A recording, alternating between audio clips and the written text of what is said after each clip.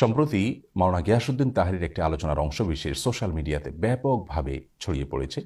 আল্লাহ দনরা সুলকে দিয়া গেলেন আল্লাহ গায়েব হইয়া, আল্লাহর দনরা সুলকে দিয়া গেলেন আল্লাহ গায়েব হইয়া, রাসূলের ধন খাজা পাইয়া, রাসূলের ধন খাজা পাইয়া শুইয়া আছে আজমিরে। গানে গানে এখানে তিনি যে কথাগুলো বলেছেন, এ কথাগুলো যদি একজন ইমানদার মানুষ বলেন, বিশ্বাস করেন, তাহলে তিনি সঙ্গে সঙ্গে বেঈমান হয়ে যাবেন, সঙ্গে সঙ্গে তিনি ইসলাম থেকে খারিজ হয়ে যাবেন। তার সঙ্গে আর একজন মুশরিকের, একজন হিন্দুর কোনো পার্থক্য থাকবে না যদি তিনি এই গানের কথামালাগুলোকে বিশ্বাস করেন। কারণ এখানে সুস্পষ্টভাবে আল্লাহর সঙ্গে শিরকে আকবর হয়, বড় শিরক হয়, এরকম কথা রয়েছে। এখানে বলা হচ্ছে যে আল্লাহর ধন রাসূলকে দিয়ে আল্লাহ গেলেন গায়েব হইয়া। আল্লাহর ধন যদি রাসূলকে দিয়ে আল্লাহ গায়েব হয়ে থাকেন, নাউজুবিল্লাহ, তাহলে সেক্ষেত্রে তার বিবরণ তো কোরআনে থাকবে।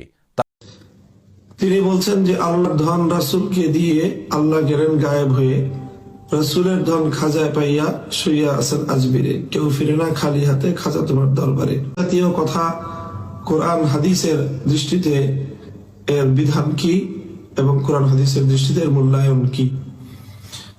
প্রিয় দর্শক, এই যে কথাগুলো, কিছু শান বা গানের নামে এই ধরনের কিছু কথা সমাজে প্রচলিত রয়েছে এবং সমাজে কিছু মানুষ এগুলো আলোচনা করে থাকে এবং অতি সম্প্রতি কেউ কেউ এই বিষয়টি আলোচনা করে আবার নতুন করে এটিকে মানুষের মধ্যে ব্যাপক আলোচিত বিষয় হিসেবে এটিকে সামনে নিয়ে এসেছে।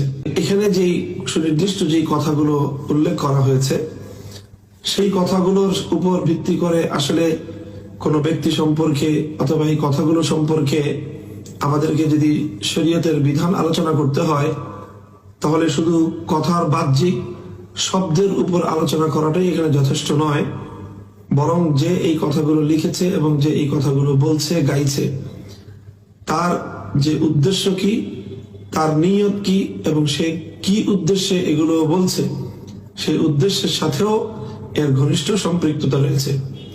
যেমন আলোচ্য গানটির মধ্যে তিনটি কলি রয়েছে। আল্লাহর ধন রাসূলকে দিয়ে আল্লাহ গেলেন গায়েব হয়ে। স্বাভাবিকভাবেই আল্লাহ পাক রব্বুল আলামিন তো আলিমুল গায়েব।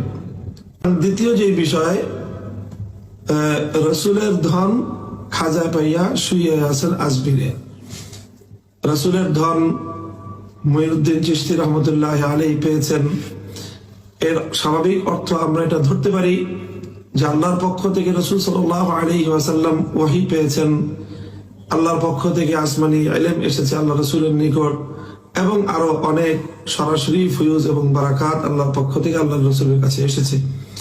রাসূল সাল্লাল্লাহু আলাইহি ওয়াসাল্লাম থেকে সেটি পরম্পরায় সনদের মাধ্যমে উম্মতের আলেম সমাজ, উম্মতের মুহাদ্দিসিনগণ সেটিকে তারা গ্রহণ করেছেন এবং সেটি পর্যায়ক্রমে তাওয়ারুসের মাধ্যমে এবং ধারাবাহিকতার মাধ্যমে একজন থেকে আরেকজন শিক্ষা গ্রহণ করেছেন এবং নবীজির সেই পক্ষ থেকে উম্মতের জন্য রেখে যাওয়া আমানতগুলো পরবর্তী যুগের উম্মতের আলেমরাও তারা ধারণ করেছেন। কাজে রাসূলের ধন বলে যদি এখানে বোঝানো হয়ে থাকে রাসূল সাল্লাল্লাহু আলাইহি ওয়াসাল্লামের ওয়াহির ইলম, তো সেই ওয়াহির ইলম পরম্পরায় মানে পর্যায়ক্রমিক ভাবে মুঈনুদ্দিন চিশতি রহমতুল্লাহ আলাইহি পেয়েছেন, এটি তেমন করে আপত্তিকর কোনো কথা নয়। তো রাসূল সাল্লাল্লাহু আলাইহি ওয়াসাল্লামের যে ফয়ুজ এবং বারাকাত, রাসূল সাল্লাল্লাহু আলাইহি ওয়াসাল্লামের যে উলুম মাআরিফ, রাসূল সাল্লাল্লাহু আলাইহি ওয়াসাল্লামের যে হাদিস এবং অন্যান্য যে বক্তব্য, সেগুলো অন্যান্য আলেমদের মতো তিনি মুঈনুদ্দিন চিশতি রহমতুল্লাহ আলাইহি পেয়েছেন। এটাতে সন্দেহ বা এটাতে আপত্তিকর তেমন কিছু আমি দেখছি না। তবে এই ধরনের কথার কারণেই একজন মানুষের তার নিয়ত এবং তার উদ্দেশ্য কি এই কথার দ্বারা সেটা পরিপূর্ণভাবে অবহিত না হয়ে শুধু তার কথার বাহ্যিক অর্থে তাকে মুশরিক আখ্যায়িত করাটা, এটিও ইসলামী শরীয়তের তাকফীরের উসুলে কাউকে কাফের বলার ক্ষেত্রে যে ইসলামের কঠোর নীতিমালা রয়েছে, সেই নীতিমালার আলোকে এটি কোনোভাবেই এটি সামঞ্জস্যপূর্ণ হয় না। কাজেই প্রিয় দর্শক, এই বিষয়ে আমাদের বক্তব্য আমরা ধর্মপ্রাণ মুসলমানদেরকে, বিশেষ করে বাংলাদেশের সকল মুসলমানদেরকে আমরা এই কথা স্পষ্টভাবে বলতে চাই, সেটি হলো কোন একজন আলেম বা যে কোনো একজন ব্যক্তি এই কথাগুলো বলেছেন, শুধু এই কথাটুকু বলার কারণেই একজন ব্যক্তিকে স্পষ্টভাবে মুশরিক আখ্যায়িত করাটা, এটা ইসলামের তাকফির এবং কাউকে মুশরিক আখ্যায়িত করার যে মূলনীতি রয়েছে সেই মূলনীতির সাথে কিছুটা সংঘাতপূর্ণ হয়। এই বিষয়ে আমাদেরও তাড়াহুড়া না করে আরো বেশি সতর্কতা অবলম্বন করা চাই।